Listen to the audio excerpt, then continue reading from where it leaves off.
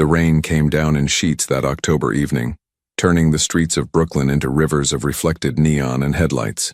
Emma Torres stood behind the counter of Rosie's diner, watching the water cascade down the large front windows, distorting the world outside into an impressionist painting of grays and amber lights. The diner smelled like it always did: coffee, grilled onions, and the faint sweetness of apple pie warming in the display case.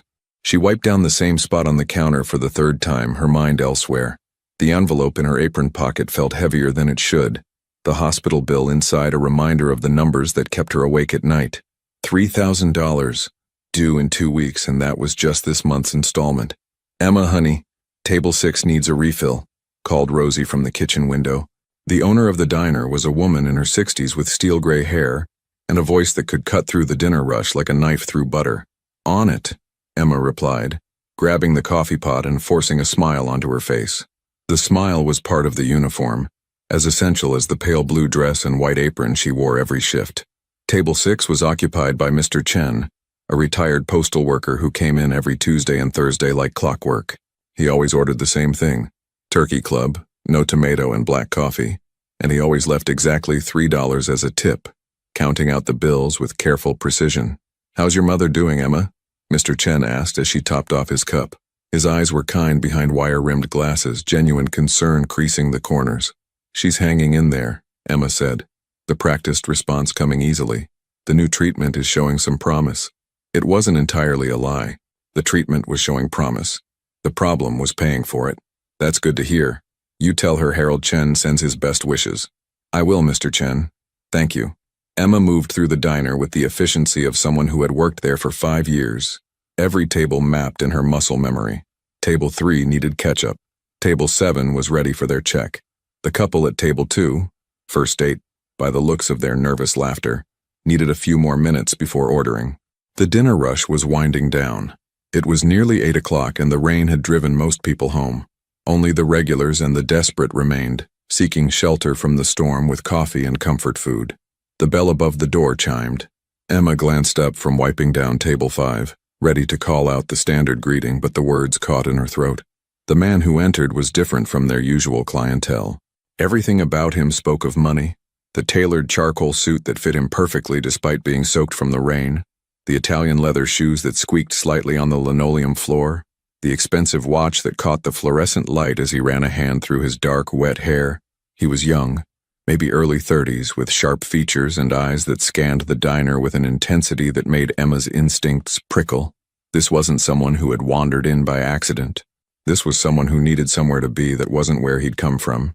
"Sit anywhere you like," Emma called out, her voice steady despite the odd feeling in her gut.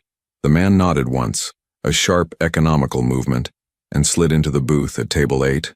The corner booth, Emma noticed, where he could see both the door and the street outside. His shoulders were tense beneath the wetsuit jacket, and his hands, resting on the table, were perfectly still. The stillness of someone forcing themselves to appear calm. Emma approached with a menu and a glass of water. "Coffee? Please." His voice was low, cultured, with the faintest trace of a Brooklyn accent underneath the polish. "Black." "Coming right up." As she turned to get the coffee, Emma caught him checking his phone, the glow illuminating his face for just a moment. His jaw was tight, his eyes fixed on the screen with an expression she couldn't quite read. Worry? Anger? Fear? She poured the coffee and brought it back to his table. "Do you need a minute to look at the menu? Or do you know what you'd like?" "The meatloaf," he said without looking at the menu. "And thank you." The thank you surprised her. It was genuine, not the automatic politeness of someone who'd never worked service. He made eye contact when he said it, holding her gaze for just a second longer than necessary. "You got it," Emma said, scribbling the order on her pad and heading to the kitchen. "Who's the fancy guy?" asked Tommy, the line cook, as he started on the meatloaf. Tommy was 22, covered in amateur tattoos, and had dreams of opening his own restaurant someday. "No idea," Emma said, "but he's wound up tighter than a drum." "Maybe he's running from an angry wife," Tommy suggested with a grin.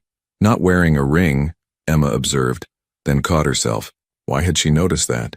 She busied herself with other tasks, refilling Mr. Chen's coffee, bringing the check to table 7, laughing at the nervous jokes from the first date couple, but her attention kept drifting back to table 8.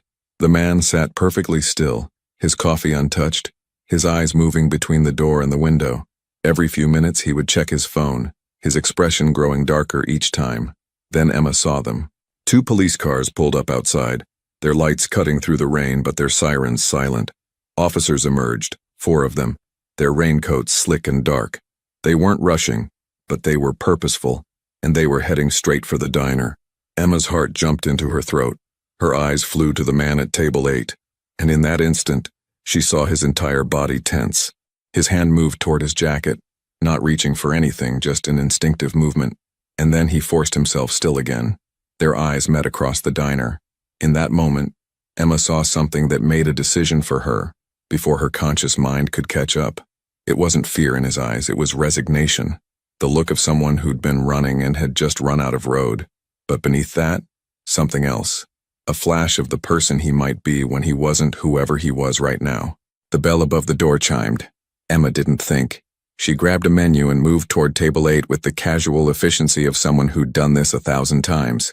As she reached his booth, she held the menu up high, directly between his face and the door, leaning in as if taking an order. "I need you to stay very still," she whispered, her voice barely audible, "and trust me for exactly 2 minutes." The man's eyes widened slightly, but he didn't move. Smart. "Evening, officers," Rosie called out from behind the counter, her voice cheerful but with an edge of concern. "Everything all right?" Emma kept the menu positioned, her body blocking the line of sight to the booth as she pretended to point out items to her customer. She could see the officers in her peripheral vision, 2 of them approaching Rosie, 2 scanning the diner. "We're looking for someone," one of the officers said. He pulled out a phone, showing something to Rosie. "Male, early 30s, dark hair, about 6 feet tall. Would have come in within the last 10 minutes, possibly wet from the rain." Emma's hand trembled slightly, making the menu shake. The man at the booth noticed, his eyes meeting hers with a question in them. She gave the tiniest shake of her head. "Stay still. Haven't seen anyone like that," Rosie said, and Emma could hear the truth in it. From Rosie's position behind the counter, the high-backed booth would have blocked her view of the man entering. "Emma, honey, you seen anybody like that come in?" This was it. The moment that would change everything. Emma turned, keeping her body positioned to obscure the booth, and looked at the officers with what she hoped was helpful innocence. "No, ma'am. Just Mr. Chen over there, the couple at table 2, and this gentleman." She gestured vaguely at the booth without moving out of the way. "He's been here about 20 minutes, I think. One of our regulars." The lie came out smooth as silk, surprising her. One of the officers took a step forward, trying to get a better look. "Mind if we check?" "Officer Patterson." The radio on his shoulder crackled to life. "We've got movement on Atlantic Avenue, suspect heading toward the subway. All units respond." The officers exchanged glances. One of them looked like he wanted to check the diner more thoroughly, but the other was already moving toward the door. "If anyone matching that description comes in, call it in immediately," the first officer said to Rosie, handing her a card. "Of course, officer. You boys stay safe out there."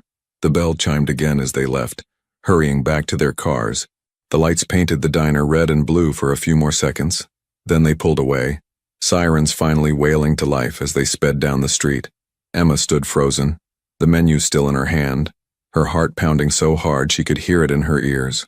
What had she just done? Slowly, she lowered the menu. The man was looking at her with an expression she couldn't quite read. Surprise, definitely, but also something that might have been respect, or calculation, or both. "Thank you," he said quietly. 2 simple words but loaded with meaning. Emma's mouth was dry. "I don't know why I did that." "Neither do I," he admitted. "But I owe you." "You don't owe me anything, I just—" She trailed off, not knowing how to finish that sentence. She just what? Put her job at risk? Lied to the police? Protected a complete stranger who was clearly running from the law? Tommy appeared at the kitchen window. "Meatloaf's up." The normal announcement in the decidedly abnormal situation made Emma almost laugh. Instead, she grabbed the plate and set it down in front of the man, her hand still shaking slightly. "Are you in trouble?" she asked, keeping her voice low. "Yes," he said, and she appreciated the honesty. "What kind of trouble?" He looked at her for a long moment, seeming to weigh his words. "The kind where the less you know, the safer you are. What I can tell you is this: I haven't hurt anyone. I'm not running from something I did, I'm running from something I'm trying not to be part of."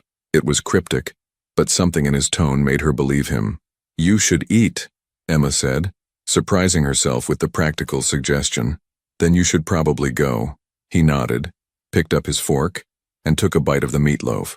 This is excellent. The mundane comment in the surrealness of the moment did make her laugh then, a short, nervous sound. Tommy's a good cook, she managed. She retreated to the counter, trying to look normal, trying to act like her world hadn't just tilted on its axis. Rosie was in the kitchen, probably going over inventory. Mr. Chen was reading his newspaper. The first date couple was still nervous laughing. Everything was normal, except nothing was normal. Emma poured herself a glass of water with shaking hands and drank it down. What had she done? She could lose her job for lying to the police? Worse than that, what if he really was dangerous? What if she'd just helped someone who... No, she'd seen his eyes. She'd seen the resignation, the weariness, the fundamental decency that not even fear could quite hide. She'd made a choice, and she'd have to live with it. 15 minutes later, the man stood. He pulled out his wallet, expensive leather, Emma noticed, and placed several bills on the table. She approached to collect them and nearly gasped. $200 for a $15 meal. I can't accept this, she said automatically. You already did something you can't take back, he said quietly. Let me do the same. He held out his hand. After a moment's hesitation, Emma shook it. His grip was firm, warm despite the rain he'd been in. What's your name? He asked. She shouldn't tell him. Every instinct said not to give this stranger any information he could use, but she'd already crossed that line. Emma. Emma Torres. Emma, he repeated, as if committing it to memory. I'm Marcus. He didn't offer a last name. She didn't ask. I hope whatever you're running from works out, Emma said. So do I. He paused at the door, looking back at her. You have kind eyes. Don't let this city take that away from you. Then he was gone, disappearing into the rain and the night. Emma stood holding the $200, her mind racing. Rosie emerged from the kitchen, drying her hands on her apron. That man leave you a good tip? Yeah, Emma said faintly. Yeah, he did. Well, good. Lord knows you deserve it, working as hard as you do. Rosie peered out the window. Strange night, with the police and all. Wonder what that was about. No idea. Emma lied for the second time that night. The rest of her shift passed in a blur. She went through the motions, clearing tables, wiping counters, making small talk with the remaining customers. But her mind was elsewhere, replaying the moment over and over. The look in his eyes, the weight of the decision, the smooth lie she'd told. Who was Marcus? What was he running from? And why had she risked everything to protect him? At 10 o'clock, Rosie flipped the sign to closed. Emma helped with the final cleanup, sweeping the floor while Tommy scrubbed down the grill and sang off-key to the radio. You okay, Emma? Tommy asked as they were getting ready to leave. You seem weird. Just tired, she said. Long day. Tell me about it. My feet are killing me. They left through the back door, Rosie locking up behind them. The rain had stopped, but the streets were still wet, reflecting the streetlights in puddles and streams. Emma walked to the bus stop, her mind still churning. She pulled out her phone and on impulse Googled, Marcus Brooklyn arrest. Nothing came up that seemed relevant. She tried, police search Brooklyn tonight. A few hits on local news sites, but nothing specific. Maybe that was good.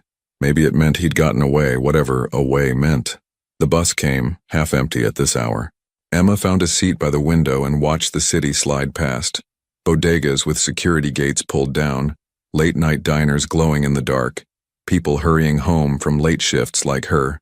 She thought about her mother, probably asleep now in the hospital bed, machines beeping softly around her. She thought about the bills, the constant pressure of never quite enough money, never quite enough time. She thought about how one split-second decision could change everything. When Emma finally got home to her tiny studio apartment in Sunset Park, it was nearly 11. She kicked off her shoes, peeled off the diner uniform that smelled like grease and coffee, and collapsed onto her second-hand couch. The $200 sat on her coffee table, the bills crisp and new, evidence of a night that didn't quite feel real. Emma picked up one of the bills, holding it up to the light as if it might tell her something about the man who'd left it. But it was just money, silent and neutral. She thought about depositing it, about putting it toward her mother's bills. She thought about ripping it up, about pretending the whole night had never happened. In the end, she folded the bills carefully and put them in an envelope in her desk drawer. Tomorrow she'd wake up and go to work and everything would be normal again. Tonight had been an aberration, A strange moment in the rain that would fade into just another story about working at the diner. That's what Emma told herself as she fell into an uneasy sleep, still wearing her clothes, too exhausted to even make it to her bed. But deep down, in a place she didn't want to examine too closely, she knew that nothing was going to be normal again. Some decisions once made can't be unmade. Some moments, once lived, can't be forgotten. And sometimes a single act of kindness or recklessness or instinct or fate sets things in motion that no one can stop. Emma Torres had no idea that by covering a stranger's face with a menu, she'd just altered the course of her life forever. But she would learn. Starting tomorrow, when the flowers began to arrive. The morning after felt like waking up from a dream that Emma wasn't entirely sure had happened. She lay in bed for a few extra minutes, staring at the water-stained ceiling of her studio apartment, trying to reconcile the memory of last night with the pale sunlight filtering through her curtains. Had she really lied to the police? Had a stranger really left her $200? The envelope in her desk drawer confirmed it had all been real. Emma groaned and rolled out of bed. Her shift started at 11, which gave her time to visit her mother at Brooklyn Methodist Hospital before work. She showered quickly in the cramped bathroom, the water never quite getting hot enough, and dressed in jeans and a sweater. The October chill had settled into the city overnight, and the weather forecast promised more rain by evening. The hospital was a 20-minute bus ride from her apartment. Emma had made this trip so many times in the past 8 months that she could do it with her eyes closed. The same stops, the same turns, the same antiseptic smell greeting her when she walked through the automatic doors. Her mother, Patricia Torres, was in room 412. She'd been moved out of intensive care 3 weeks ago, which the doctors said was progress.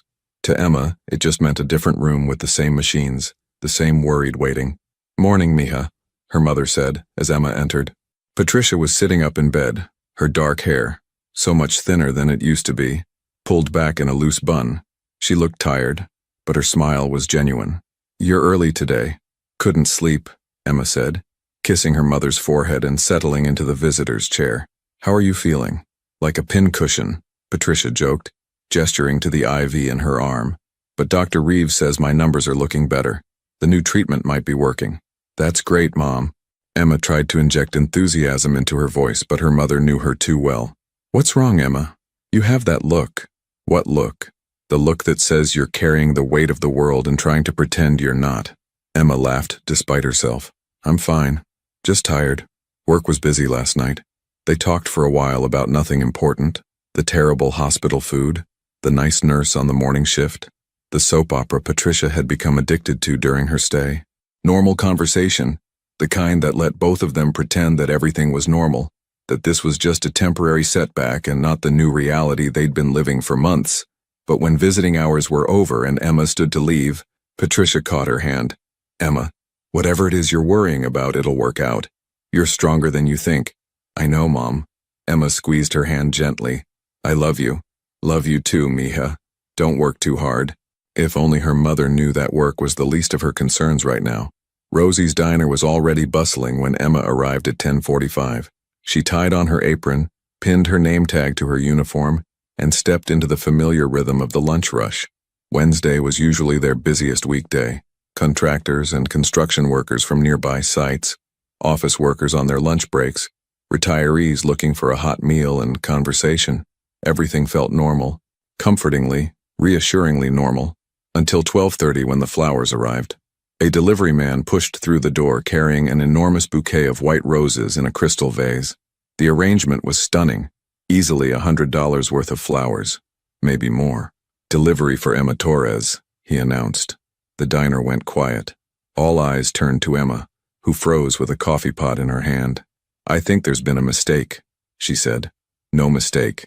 Says right here, Emma Torres, Rosie's Diner." He consulted his clipboard. Table 3.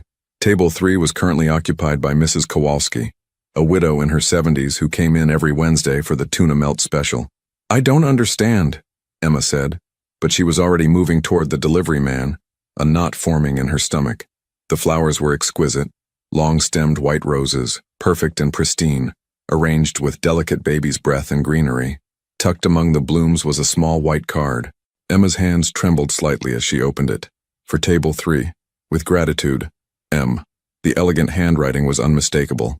"Marcus, "Oh my goodness," Mrs. Kowalski exclaimed, clapping her hands together. "Are these for me?" Yes," Emma managed, setting the vase on the table. What else could she say? Mrs. Kowalski beamed, reaching out to touch the soft petals. "How wonderful. I haven't received flowers in years. Are you sure they're for me?" "The card says table 3, Emma said, which was technically true. The other customers were murmuring, craning their necks to see the impressive arrangement. Rosie emerged from the kitchen, her eyebrows raised in a question. "What's all this?" she asked. "Flowers," Emma said weakly. "For Mrs. Kowalski." Before Rosie could ask more questions, the delivery man spoke up. "I've got more in the truck." "More?" 20 minutes later, Rosie's diner looked like a flower shop. Every occupied table had a bouquet. Roses, lilies, orchids, tulips. Each arrangement was different, each one clearly expensive, and each one had a small card that read the same thing. "For table number. With gratitude. M." The customers were delighted. Phones came out to take photos. People were posting on social media about the mysterious flower delivery at Rosie's diner. The construction workers joked about their table getting the fanciest flowers they'd ever seen. The office workers speculated about secret admirers and romantic gestures. Emma wanted to sink through the floor. "Emma, what on earth is going on?" Rosie pulled her aside into the kitchen where Tommy was staring out at the flower-filled dining room with wide eyes. "I have no idea," Emma lied, and she was getting distressingly good at lying. "Someone sent flowers to every table in the diner and you have no idea? Maybe it's a publicity stunt? Or someone's idea of a joke?" Rosie studied her for a long moment, her sharp eyes missing nothing. "Emma Torres, I've known you for 5 years. You're a terrible liar. But if you're not ready to tell me what's going on, I won't push. Just be careful, okay?" "Okay," Emma whispered. The rest of the lunch shift was chaos. New customers came in, drawn by the social media posts, curious about the flower mystery. The diner was fuller than it had been in months. Rosie was pleased about the business but kept shooting Emma concerned looks. Emma's co-worker, Jen, a college student who worked part-time, cornered her during a brief lull. "Okay, spill," Jen demanded. She was 21, studying marketing at Brooklyn College, and had bright red hair that matched her personality. "Who's the secret admirer?" "There's no secret admirer." "Emma, come on, this is literally the most romantic thing I've ever seen. Flowers for every table? That's movie-level grand gesture stuff. It's not romantic, it's complicated." "Everything's complicated at our age," Jen said with a grin. "That's what makes it interesting. So who is he? How did you meet? Why won't you just admit this is amazing?" "Because it wasn't amazing. It was terrifying." But Emma couldn't explain that without explaining everything, and she wasn't ready to do that. Not yet. Maybe not ever. "I need to get back to work," Emma said, escaping before Jen could ask more questions. By the time Emma's shift ended at 6, her feet ached, her head pounded, and she'd received approximately 1,000 questions from customers, co-workers, and Rosie. She changed out of her uniform in the tiny employee bathroom, pulled on her jacket, and slipped out the back door. The evening air was cool and damp, promising rain. Emma walked quickly toward the bus stop, her mind churning. What was Marcus thinking? Why would he do this? The flowers were beautiful, yes, but they were also a spotlight, drawing attention to her in a way that made her deeply uncomfortable. She needed to make this stop. Back in her apartment, Emma sat at her desk and opened her laptop. The ancient machine wheezed to life, the fan whirring loudly. She hesitated for a moment, her fingers hovering over the keyboard, then typed, "Marcus Bellini, Brooklyn." The search results loaded slowly. When they did, Emma's breath caught in her throat. The first result was a news article from the New York Times dated 3 years ago. "Bellini family faces federal investigation." She clicked through, her eyes scanning the text.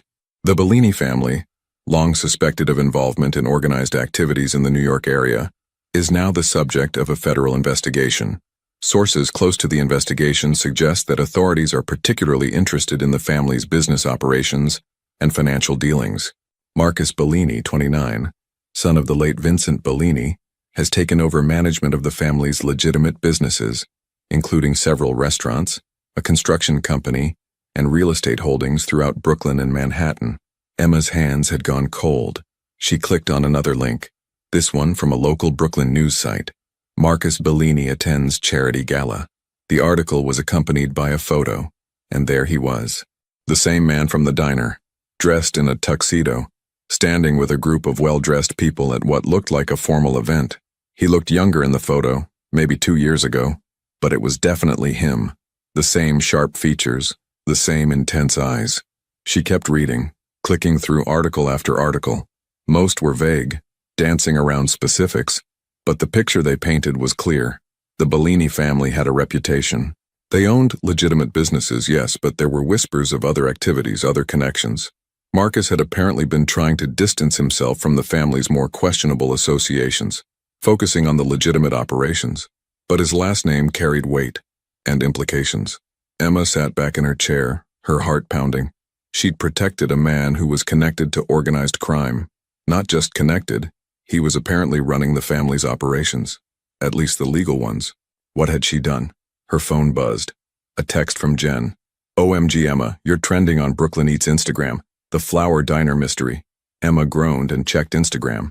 Sure enough, Rosie's Diner and Thosir Flower mystery were gaining traction. Photos of the flower-filled diner, speculation about the mysterious sender, requests for Rosie's address from people who wanted to visit tomorrow. This was getting out of control. Thursday morning brought more flowers.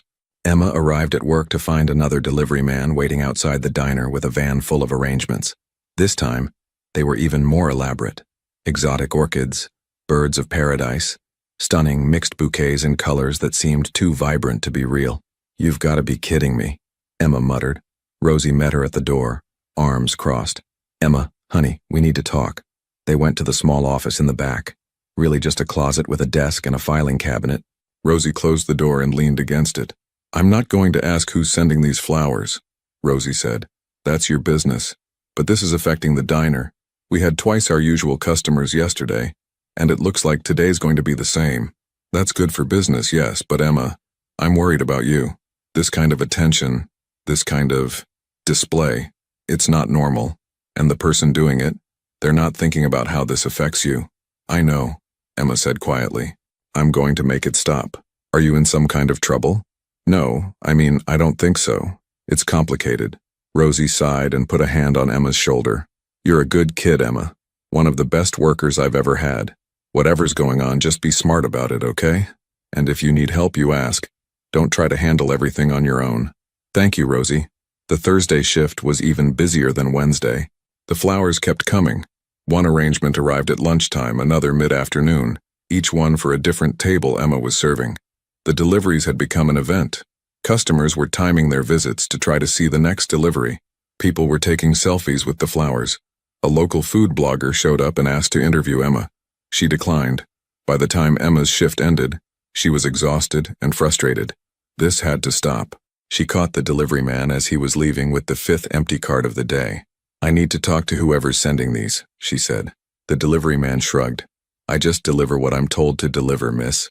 I don't have contact information for clients. There has to be a way to reach them. A phone number, an address, something." He looked uncomfortable. "Look, all I can tell you is the orders come through a service. The client pays in advance, provides the addresses and delivery schedule. I don't ask questions." "Please," Emma said. "This is important." Something in her tone must have gotten through to him. He sighed and pulled out his phone, scrolling through his contacts. "I'll give you the number for the service. Maybe they can help you. That's the best I can do." Emma saved the number in her phone. "Thank you." That evening, alone in her apartment, Emma stared at the number for a full 10 minutes before she worked up the courage to call it. A polished female voice answered. "Elite Floral Services. How may I assist you?" "I need to speak to someone about a flower order," Emma said. "Multiple orders, actually. Being delivered to Rosie's Diner in Brooklyn." "I see. And what is your inquiry regarding?" "I need them to stop. I need to speak to whoever's sending them." There was a pause. "May I ask your name?" "Emma Torres." Another pause, longer this time. "One moment, please." The hold music was classical, something by Mozart. Emma paced her small apartment, her heart hammering. The voice returned. "Ms. Torres, I've been authorized to provide you with a direct contact number. The client has requested that you call at your convenience." Emma scrambled for a pen. "Okay, I'm ready." She wrote down the number with shaking hands, thanked the woman, and hung up. For a long moment, she just stared at the digits on the page. This was it. Once she called this number, she'd be stepping deeper into whatever this was. She could just ignore it, block the number, tell the flower service to refuse future orders. But others had noticed her now. That's what he'd said, wasn't it? Or would say. She hadn't talked to him yet. Emma took a deep breath and dialed before she could change her mind. It rang twice. Then, Emma. Marcus's voice was warm, almost pleased. I hoped you'd call. What are you doing? The words came out harsher than she'd intended. Expressing my gratitude. By sending flowers to every table I serve? By turning my workplace into a circus? I apologize if I've caused you inconvenience, he said, sounding genuinely contrite. That wasn't my intention. Then what was your intention? Because from where I'm standing it looks like you're trying to draw attention to me, and I don't appreciate it. There was a pause. You're right. I didn't think it through. I just wanted to do something significant to show you that what you did mattered. I covered your face with a menu for 30 seconds. It wasn't that significant. It was to me, Marcus said quietly. You didn't know who I was. You didn't know what I'd done or hadn't done. You just saw someone who needed help and you helped them. In my world, that doesn't happen. Ever. Everything comes with strings, with expectations, with debts. But not you. You just helped. Emma didn't know what to say to that. She sat down on her couch, the phone pressed to her ear. I need you to stop sending the flowers, she said finally. All right, I will. Just like that. Just like that. I don't want to make your life difficult, Emma. I wanted to thank you, but I see now that I went about it the wrong way. Thank you, Emma said, relief flooding through her. I appreciate that. May I ask you one thing before we end this call? Emma hesitated. What? Would you be willing to meet me? Just once for coffee or a meal, so I can thank you properly, in person. I don't think that's a good idea. I understand. But the offer stands whenever you're ready. He paused. Emma, I need to tell you something. The flowers, the attention they've brought to you. I didn't consider the consequences. Others have noticed you now. People who know who I am, who know that I don't do things without reason. Emma's blood ran cold.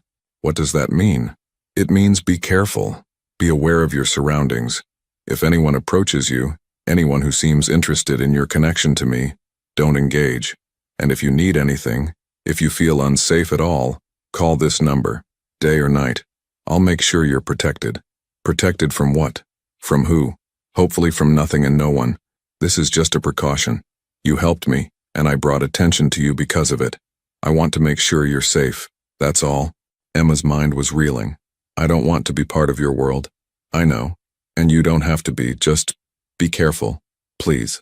The line went quiet for a moment. Emma could hear the sound of traffic in the background on his end, the faint wail of a siren. Marcus, she said, why were the police looking for you that night? That's a long story, and not one I can tell you over the phone. But I can tell you this. I haven't hurt anyone. I'm trying very hard not to be the person everyone expects me to be. Sometimes that's harder than it should be. I looked you up, Emma admitted. I know who you are, who your family is. Then you know why I can't walk away completely. But I'm trying to do things differently. Better. Emma wanted to believe him. Part of her did believe him. The flowers will stop tomorrow, Marcus said. You have my word. And Emma? Yes? Thank you, for everything. You're a good person. Don't let anyone convince you otherwise. He hung up before she could respond. Emma sat in the silence of her apartment, the phone still in her hand, her mind churning with 1,000 thoughts. She should feel relieved. The flowers would stop. The attention would die down. Everything would go back to normal. But Marcus's warning echoed in her mind. Others have noticed you now. What did that mean? Who had noticed? And noticed what? That a waitress had received flowers or that she'd protected Marcus from the police. Emma tried to push the thoughts away. She was probably overthinking this.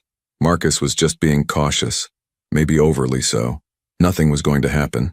She was wrong. Friday was blissfully flower-free.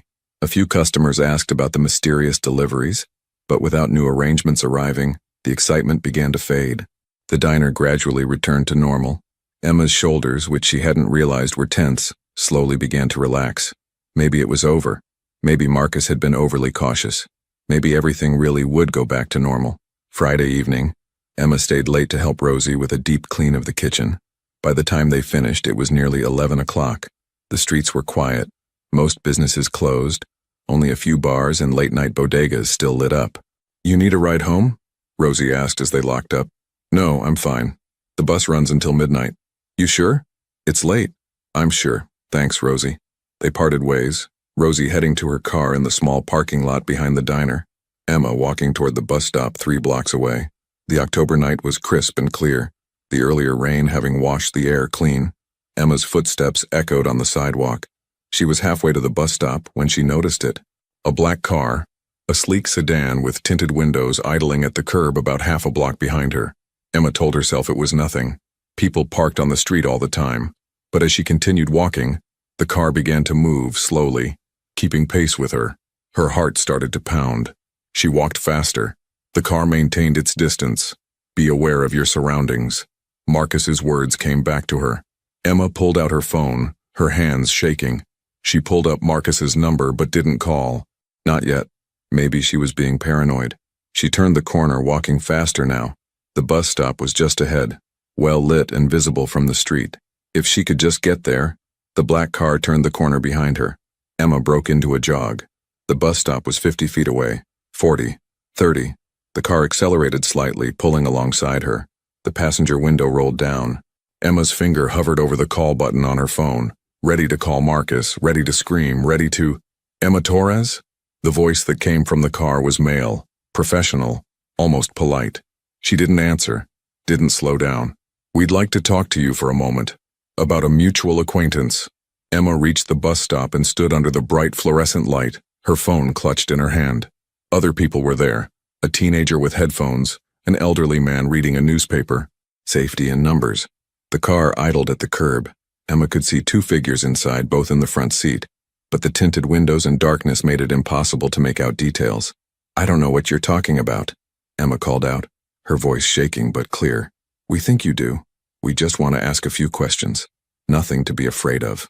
But Emma was afraid. Every instinct screamed danger. Leave me alone or I'm calling the police, she said loudly. The teenager with headphones looked up, pulling out one earbud. The elderly man lowered his newspaper, frowning. The passenger in the car said something to the driver, too quiet for Emma to hear. Then the window rolled back up, and the car pulled away from the curb, disappearing down the street. Emma's legs felt like water. She sank onto the bus stop bench, her whole body shaking. You okay, miss? The elderly man asked. I'm fine, Emma managed. Thank you. But she wasn't fine. She was far from fine. When the bus arrived 5 minutes later, Emma climbed aboard and found a seat near the driver, where the lights were brightest. She watched out the window the entire ride home, looking for the black car, but didn't see it again. Back in her apartment, Emma locked the door, threw the deadbolt, and slid the chain into place. Then she sat on her couch and stared at Marcus's number in her phone. Others have noticed you now. He'd tried to warn her. She hadn't understood, hadn't wanted to understand. But now it was clear. By protecting Marcus that night in the diner, by accepting the flowers, by becoming visible in his world, she'd painted a target on her back. People wanted information about him, and they thought she might have it. Emma's hands were still shaking as she finally pressed the call button. Marcus answered on the first ring, as if he'd been waiting for her call. Emma, are you all right? No, she whispered. You were right. Someone just tried to talk to me. A black car followed me to the bus stop. She could hear him moving, the sound of a door closing. Are you home now? Are you safe? I'm home. I'm okay. But Marcus, I don't understand what's happening. What do these people want? They want information about me, where I am, what I'm doing, who I'm working with, and because of the flowers, because I made you visible, they think you might know something. But I don't know anything. I know, and I'm sorry. This is my fault. I should have been more careful. He paused. Emma, I need you to listen to me very carefully. Tomorrow, I'm going to have someone watch your building and your route to work. You won't see them, but they'll be there. If anyone approaches you again, if you see that car or anyone suspicious, you call this number immediately. Do you understand? I don't want protection. I don't want to be part of this. I know, but you are part of it now, whether either of us wants it or not. And I'm not going to let anything happen to you because of my mistake. Emma closed her eyes, fighting back tears of frustration and fear. What have I gotten myself into? Nothing you can't get out of, Marcus said gently. I promise you, Emma, this will get resolved. These people will lose interest and things will go back to normal. But until then, please, let me make sure you're safe. Emma wanted to refuse. She wanted to tell him she didn't need his help, that she could handle this on her own. But the memory of that car, those voices, the fear that had gripped her, it was all too real. Okay, she whispered. Okay, thank you. Try to get some sleep. And Emma, I really am sorry. After he hung up, Emma sat in the dark for a long time, staring at nothing. Her quiet, predictable life had been turned upside down in less than a week, all because she'd made a split-second decision to help a stranger. She thought about her mother in the hospital fighting her own battle. She thought about the bills that never stopped coming. She thought about how hard she'd worked to build a stable, safe life in a city that didn't make that easy. And now, because of one moment of compassion or recklessness, she still wasn't sure which, all of that stability was threatened. Emma finally dragged herself to bed at 2 in the morning, but sleep was elusive. Every sound outside her window made her jump. Every car passing on the street below might be the black sedan returning. When she did finally drift off, her dreams were full of roses and shadows, of quiet voices asking questions she didn't know how to answer, of a man with kind eyes who'd brought danger into her carefully ordered world. Tomorrow, Emma knew, nothing would be normal again. The question was, what would she do about it? Saturday morning arrived with the kind of gray, oppressive sky that perfectly matched Emma's mood.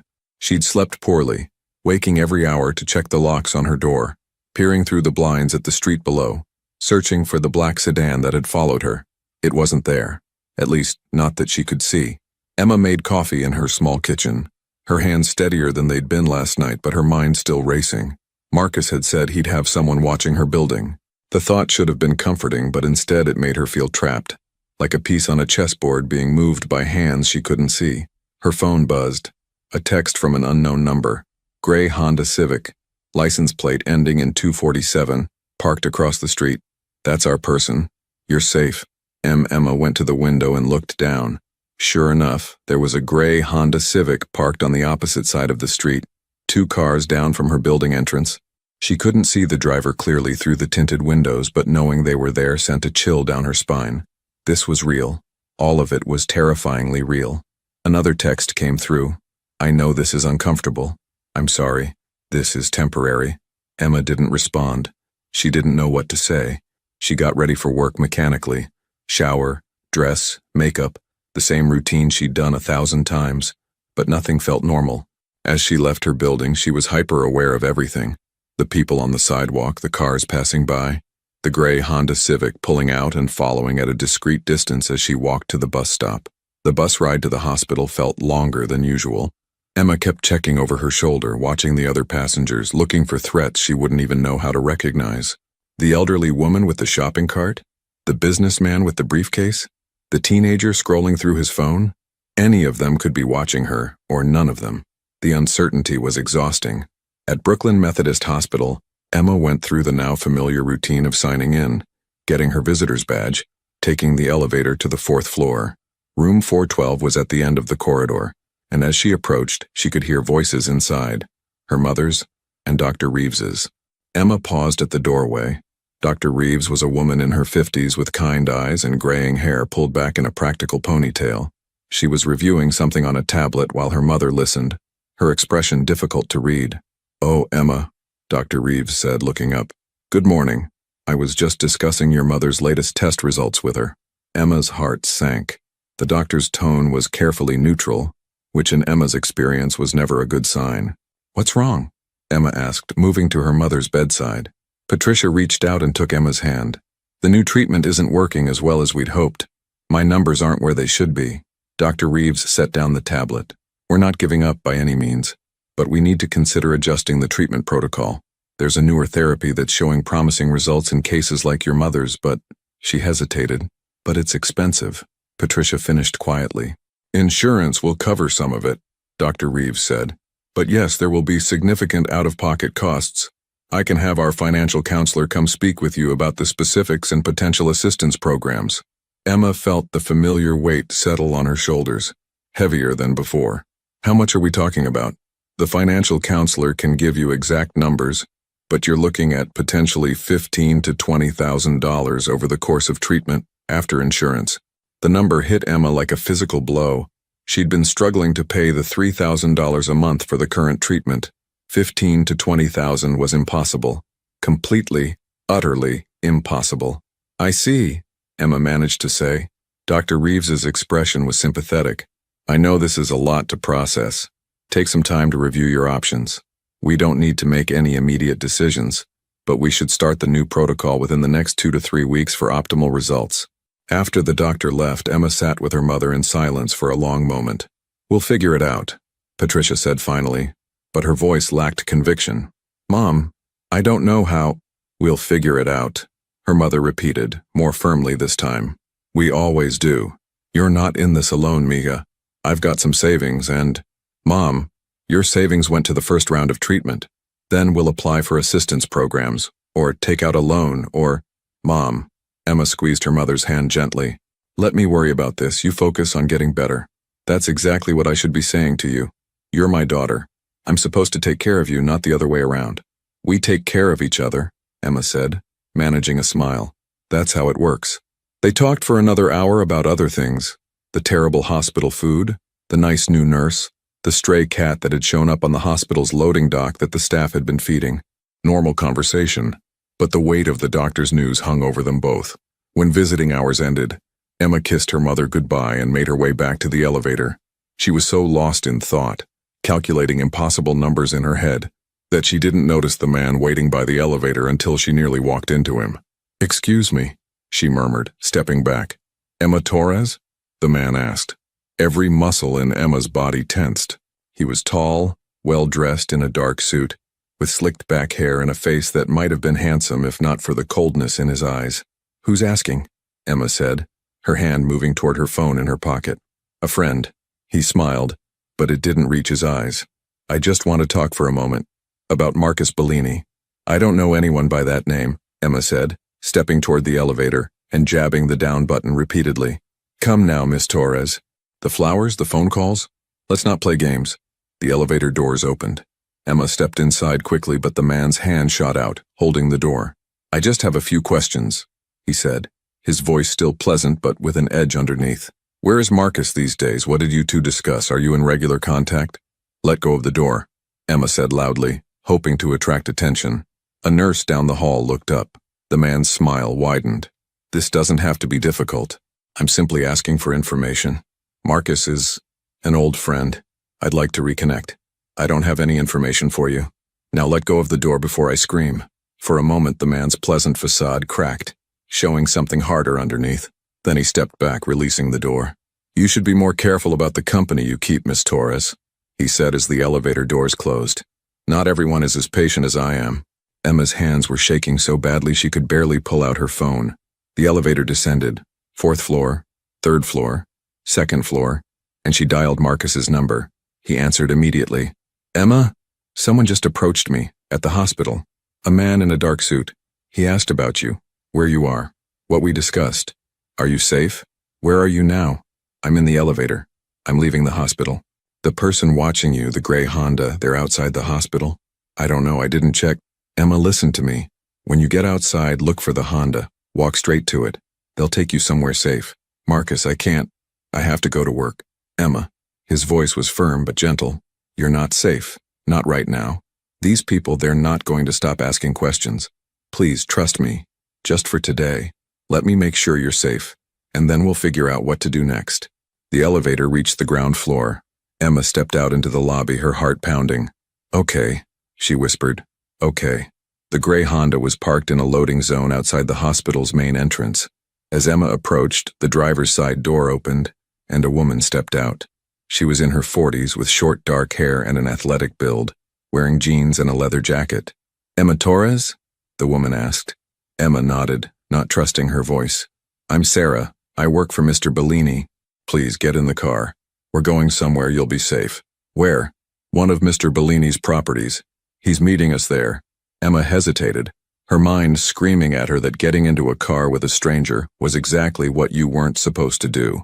But the memory of the man at the elevator, his cold eyes and veiled threats, made the decision for her. She got in the car. Sarah drove competently through the Brooklyn streets, taking turns that seemed random to Emma but were probably chosen for a reason. They ended up in Dumbo, the upscale neighborhood near the Brooklyn Bridge, pulling into an underground parking garage beneath a converted warehouse building. This way, Sarah said, leading Emma to an elevator. They rode up in silence. Emma's mind was racing. What was she doing? She should be at work. She should be handling this herself. She should be. The elevator opened into a loft apartment that took Emma's breath away. Floor-to-ceiling windows overlooked the East River and the Manhattan skyline. The space was beautifully furnished, modern but warm, with exposed brick walls and hardwood floors. Art hung on the walls, real art, not prints. And standing by the windows, his back to them, was Marcus. He turned as they entered. He was dressed more casually than the night at the diner, dark jeans and a charcoal sweater, but he still carried himself with that same careful control. "Thank you, Sarah," he said. "That'll be all for now." Sarah nodded and left, the elevator doors closing behind her. Emma and Marcus stood looking at each other across the beautiful room. "Are you hurt?" Marcus asked. "Did he touch you?" "No, he just asked questions." "About you?" Marcus's jaw tightened. "I'm sorry. This shouldn't have happened. My security should have been watching the hospital." "I don't understand," Emma said, and was frustrated to hear her voice shake. "Who are these people? What do they want?" "Sit down," Marcus said gently, gesturing to the leather couch. "Please, let me explain." Emma sat, and Marcus took a chair across from her, maintaining a respectful distance. "My family," he began, "has been in New York for 3 generations. My grandfather came from Sicily with nothing and built an empire. Restaurants, construction, real estate, all legitimate businesses. But," Emma prompted, "but along the way, connections were made, favors were exchanged, lines were crossed. By the time my father took over, the family had a reputation, associations with people and organizations that weren't entirely legal." "You mean organized crime?" Emma said bluntly. Marcus didn't flinch. "Yes, though my father always maintained that he ran legitimate businesses, and legally he did. The connections, the associations, those were in the background, deniable. And you? When my father died 2 years ago, I inherited everything, the businesses, the property, and the expectations. There are people who expect me to maintain those old connections, those old ways of doing business. And there are others, rival families, rival interests, who see my father's death as an opportunity to move in on what they consider open territory. The people who are following me," Emma said. "They're from a rival family?" Marcus nodded. "The Castellano family. They've been trying to pressure me into business arrangements I don't want. They're using intimidation, threats, trying to find leverage. And they think I'm leverage because of the flowers. Because you made it look like I matter to you." "Yes," Marcus met her eyes. "And I am profoundly sorry for that. I wanted to do something meaningful to thank you, and instead, I put you in danger. That's on me." Emma stood up and walked to the windows, looking out at the city. From this height, Brooklyn looked beautiful, the river sparkling in the weak October sunlight. "What do they want from me?" she asked quietly. "Information, initially. Where I am, what I'm planning, who I'm working with. But more than that, they want to send me a message. That I'm not as protected as I think I am. That the people around me aren't safe." Emma turned to face him. "I'm not around you. I don't even know you. I served you meatloaf one time and made a stupid, impulsive decision to help you. I know, but they don't know that. All they know is that I sent expensive flowers to a woman for days. In their world, that means something. That means you're important to me. So what do I do? How do I make this stop?" Marcus stood and walked closer but stopped a few feet away, respecting her space. "I can make this stop. I can make it clear to the Castellanos that you're not connected to me, that you don't have any information, that approaching you again will have consequences." "What kind of consequences?" "Legal ones," Marcus said firmly. "I've been working with federal investigators for the past year, providing information about the old connections, the illegal activities that I want no part of. In exchange, they're helping me legitimize my businesses completely. The Castellanos don't know this yet, but they're already under investigation for several serious matters. One word from me, and that investigation gets a lot more aggressive." Emma stared at him. "You're working with the feds?" "Yes. That's why the police were looking for me that night at the diner. Not to arrest me, but to bring me in for questioning about something I'd reported. I panicked. Didn't want to be seen going to a police station. Thought it might tip off the wrong people. So I ran." He smiled ruefully. "Not my smartest moment." "So you're, what, an informant? A cooperating witness?" "I'm trying to separate myself from my family's past. Build something legitimate. Something I can be proud of. It's not easy. There are people who don't want that to happen, who profit from the old ways, but I'm trying." Emma sat back down on the couch, her mind reeling. Nothing about this situation was what she'd expected. "What do you need from me?" she asked finally. "Nothing. You don't owe me anything, Emma. I owe you. You helped me when you didn't have to, and I repaid that kindness by putting you in danger. Now I need to fix that." "How?"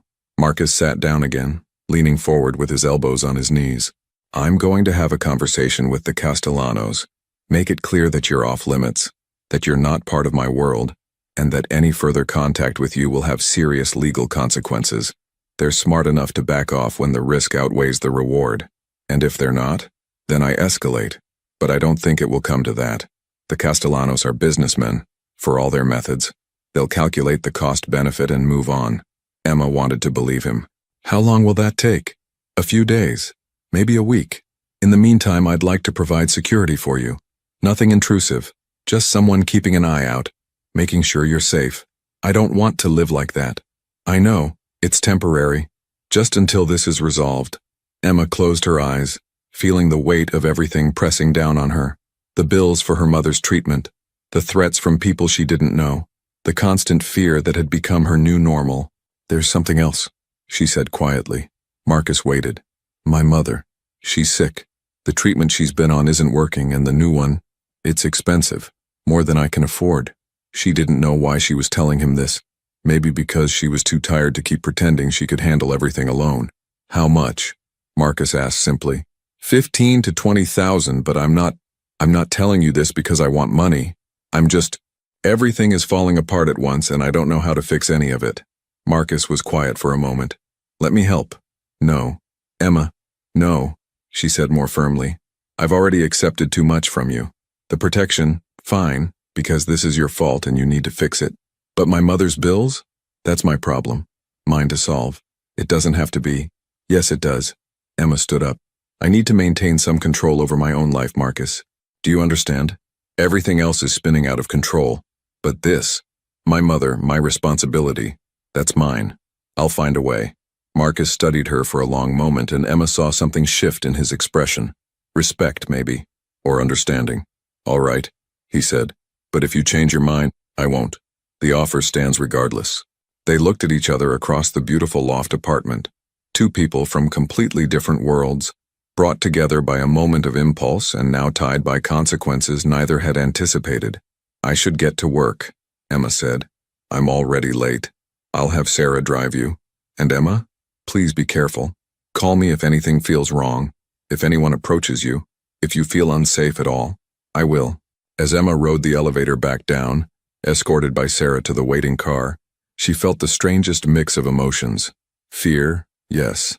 Frustration, exhaustion, but also something else. Something she didn't want to examine too closely. Marcus Bellini was a complication she didn't need. He was dangerous, connected to a world she wanted nothing to do with. He'd brought threat and chaos into her carefully ordered life. But he was also trying to be better than his legacy. He was working with the authorities to legitimize his businesses. He'd been honest with her when he could have lied. And when he looked at her, she didn't feel like just another problem to solve. She felt seen. Emma pushed those thoughts away. This wasn't the time for confusion. She needed to focus on work, on her mother, on getting through each day until Marcus could make the Castellanos back off. Everything else could wait. The rest of Saturday passed in a blur. Emma went to work, smiling at customers, pouring coffee, taking orders, all while hyper-aware of every person who walked through the door. The gray Honda was parked down the street. Sarah or someone else inside, watching. Jen kept giving her concerned looks. "You okay? You seem really out of it today." "Just tired," Emma said for the 100th time. "Didn't sleep well. The flower thing really freaked you out, huh?" If only Jen knew. "Yeah, something like that." Sunday was Emma's day off, but she couldn't relax. She stayed in her apartment, checking the locks compulsively, peering out the window at the street below. The protection was still there. A different car this time, a blue sedan. But it didn't make her feel safe. It made her feel watched. She tried to distract herself with television, with reading, with cleaning her already clean apartment. Nothing worked. Her mind kept circling back to the same questions. How long would this last? What if Marcus couldn't make the Castellanos back off? What if they escalated instead of retreating? And underneath all that, a quieter question. Why did Marcus Bellini, heir to a powerful family with resources Emma couldn't even imagine, Care so much about what happened to one waitress from Brooklyn? Monday morning brought a cold rain and a text from Marcus. Meeting with Castellanos today. Stay alert. We'll update you tonight. Emma went to work with her stomach in knots. Every customer made her jump. Every door opening made her look up sharply. The blue sedan was parked outside, a constant reminder that her life wasn't her own right now. The lunch rush came and went. Emma was clearing table 6 when she felt someone watching her. She looked up and her blood ran cold. 2 men in expensive suits had taken a booth near the back. She recognized one of them, the man from the hospital elevator. He smiled at her, a predatory expression that made her skin crawl. Emma's hand went to her phone in her apron pocket. Should she call Marcus? Should she call the police? Before she could decide, the second man waved her over. "Miss, we'd like to order." Emma's legs felt like lead as she approached their table. "What can I get you?"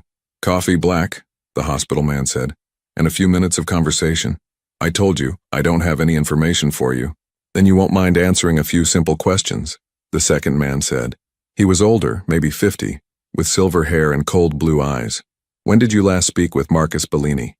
Emma glanced toward the counter. Rosie was watching, her expression concerned. Other customers were starting to notice the tension.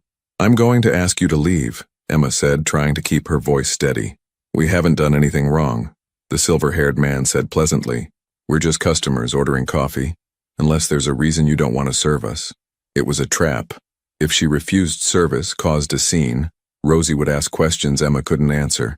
But if she played along, if she let them stay, the door to the diner opened and Emma's breath caught. Marcus walked in, flanked by 2 men in dark suits. He looked different than he had in the loft. Harder, more commanding, every inch the person his reputation suggested. His eyes swept the diner and landed on the booth where the 2 men sat. "Gentlemen," Marcus said coldly, "I believe we have a meeting scheduled. At my office. Not here." The silver-haired man smiled, but it was strained. "Marcus, we were just having a conversation with your friend here. Miss Torres is not my friend. She's not my associate. She's a waitress who once served me meatloaf. That's the extent of our relationship." Marcus's voice was ice. "And she is completely off limits. Do I make myself clear?" The tension in the diner was thick enough to cut. Other customers had stopped eating, watching the confrontation with wide eyes. The hospital man stood slowly. "Of course. Our apologies if we caused any concern. We were simply curious. Your curiosity is noted and ended. If either of you or anyone associated with your organization approaches Miss Torres again, I will consider it a direct threat, and I will respond accordingly, legally and definitively." The word legally was emphasized, and Emma saw both men stiffen slightly. They knew Marcus was working with the authorities. The silver-haired man stood as well. "There's no need for threats, Marcus. We understand each other." "I hope so. For your sake." The 2 men left without another word. Marcus watched them go, then turned to Emma. His expression softened slightly. "Are you all right?" Emma nodded, not trusting her voice. "They won't bother you again. You have my word." He glanced around the diner, at all the watching faces, and seemed to make a decision. "I'm sorry for the disruption," he called out to the room. "Everything's fine. Please, enjoy your meals." He looked back at Emma. "I'll be in touch." Then he was gone, leaving Emma standing in the middle of the diner, shaking. Rosie appeared at her elbow. "Emma, honey, you need to tell me what's going on. Right now." And Emma, exhausted and scared and so tired of carrying everything alone, did. She told Rosie everything. The night she'd helped Marcus, the flowers, the threats, all of it. Rosie listened without interrupting, her expression growing more concerned with every word. When Emma finished, Rosie was quiet for a long moment. "You need to take some time off," she said finally. "What?" "No, Rosie, I can't afford paid time off. A week, maybe 2, until this situation is completely resolved. I can't have you here if there's a risk of these people coming back. Rosie, please, I need this job. And you'll still have it, but right now you need to be somewhere safe. Let that man, Marcus, let him handle this. And when it's over, you come back. Your job will be waiting." Emma felt tears prick her eyes. "Thank you. Don't thank me yet. You're going to spend the next week deep cleaning my storage room when you get back." Emma laughed, a watery, exhausted sound. That evening, Emma sat in her apartment, staring at her phone. Marcus had texted, "The Castellanos have agreed to back off. You're safe, but please take precautions for the next few days until I'm certain." She should feel relieved. The threat was over. Everything would go back to normal. Except the next text changed everything. Her mother's doctor. Emma, we need to talk about starting the new treatment protocol. Please call me tomorrow to discuss timing and financial arrangements. Emma looked at the numbers in her bank account. The bills piled on her desk. The impossible math that didn't add up no matter how many times she tried. She thought about Marcus's offer. About pride versus practicality. About what she was willing to accept and what she couldn't live with. The next morning, Emma stood outside a sleek office building in Manhattan. Marcus's business address pulled up on her phone. She'd made it to the lobby twice before turning around. The third time, she forced herself through the door. The receptionist was polite. Do you have an appointment? No, but could you tell Marcus Bellini that Emma Torres is here? He'll know who I am. 5 minutes later, Emma was being escorted to a top-floor office with floor-to-ceiling windows overlooking the city. Marcus stood from behind his desk as she entered, surprise and concern crossing his face. Emma, is everything all right? Did someone... I need help, Emma said, the words rushing out before she could stop them. With my mother's treatment. I hate asking, I hate that I'm even here, but I'm out of options and I don't know what else to do. Marcus came around the desk. Okay, tell me what you need. And standing in that beautiful office with the city sprawling beneath them, Emma realized she'd just made another choice that would change everything. Some choices came easy. This one hurt, but it was the only one she had left. Marcus handled Emma's mother's medical bills anonymously through the hospital's assistance program. The Castellano family faced federal investigation within days. Their threats stopped completely. 2 weeks passed. Patricia's new treatment began showing positive results. Emma returned to work at Rosie's diner, her life slowly finding its rhythm again. On a quiet Thursday evening, Marcus visited the diner. He sat at table 8. The same booth as that rainy October night. Coffee? Emma asked with a slight smile. Please. Black. She poured his coffee and they talked. Really talked for the first time without fear or urgency. Marcus shared his plans for legitimizing his businesses completely. Emma spoke about her mother's progress, her dreams beyond just surviving. I can't be part of your world, Emma said gently. I know, Marcus replied. But maybe coffee sometimes? As friends? As friends, Emma agreed. He left a generous tip and a single white rose with a note. For your courage. Always. Emma placed the flower behind the counter, a reminder that sometimes kindness, even impulsive, reckless kindness, can change lives in unexpected ways. She'd learned her worth, found her strength, and that was enough.